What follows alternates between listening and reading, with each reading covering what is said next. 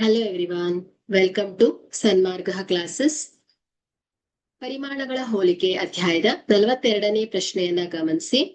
ಒಂದು ನಿರ್ದಿಷ್ಟ ಅಸಲಿಗೆ 5% ಬಡ್ಡಿಯ ದರದಲ್ಲಿ 3 ವರ್ಷಗಳಿಗೆ ಸರಳ ಬಡ್ಡಿ ಮತ್ತು ಚಕ್ರ ಬಡ್ಡಿಗಳ ವ್ಯತ್ಯಾಸವು 228 ರೂಪಾಯಿ ಆಗುತ್ತದೆ.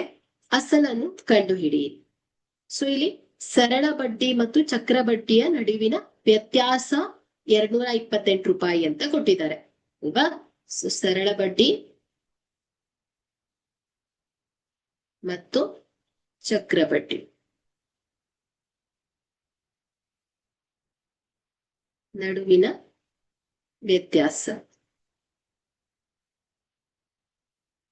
228 ರೂಪಾಯಿ. ಓಕೆ, ಸೊ ಬಡ್ಡಿ ದರ ಆರ್ ಎಷ್ಟಿದೆ? 5%. ಸೊ ಇಲ್ಲಿ ಸಮಯ n is equal to 3 ವರ್ಷಗಳು. ಓಕೆ, ಸೊ ಈಗ ನಾವಿಲ್ಲಿ ಅಸಲನ್ನ ಫೈಂಡ್ ಔಟ್ ಮಾಡ್ಬೇಕು. ಓಕೆ, ಸೊ ಆರ್ ಅನ್ನ ಫೈಂಡ್ ಔಟ್ ಮಾಡ್ಬೇಕಾಗತ್ತೆ. ಸೊ ಇಲ್ಲಿ 3 ವರ್ಷಗಳ ಅವಧಿಗೆ ಸರಳ ಬಡ್ಡಿ ಮತ್ತು ಚಕ್ರ ಬಡ್ಡಿಗಳ ನಡುವಿನ ವ್ಯತ್ಯಾಸವನ್ನ ಕಂಡುಹಿಡಿಲಿಕ್ಕೆ ನಾವು ಸೂತ್ರವನ್ನ ಬಳಸಬೇಕಾಗತ್ತೆ. ಸೊ ಯಾವುದು ಹೇಳಿ? T is equal to P into R divided by 100 whole square whole raised to 2 into 300 plus R divided by 100. So ಇದು ಸೂತ್ರ. ಓಕೆ, ಸೊ ಈಗ ಸೂತ್ರದಲ್ಲಿ ಬೆಲೆಯನ್ನ ಆದೇಶಿಸಿ. ಸೊ ಇದೆಷ್ಟು?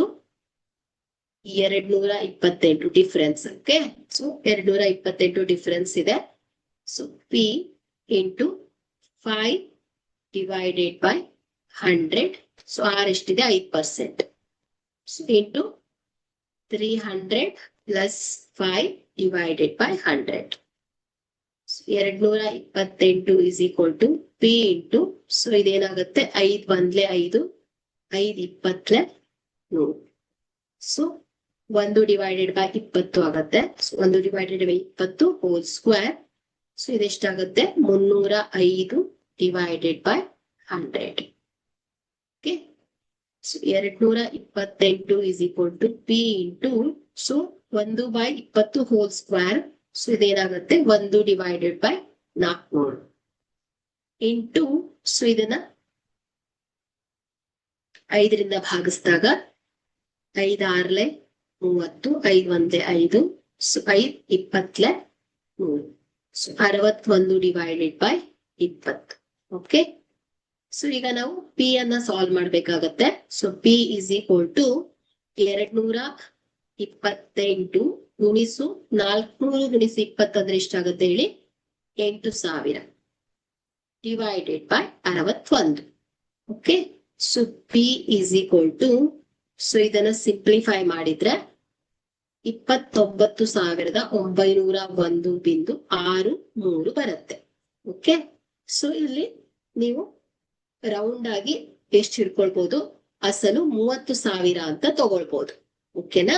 ಸೊ ಹಾಗಾದ್ರೆ ಇಲ್ಲಿ ಅಸಲು ಎಷ್ಟಾಗತ್ತೆ ಹೇಳಿ? 30,000 ರೂಪಾಯಿ ಆಗತ್ತೆ. Okay, so P is equal to 30,000 ರೂಪಾಯಿ. Okay, thank you.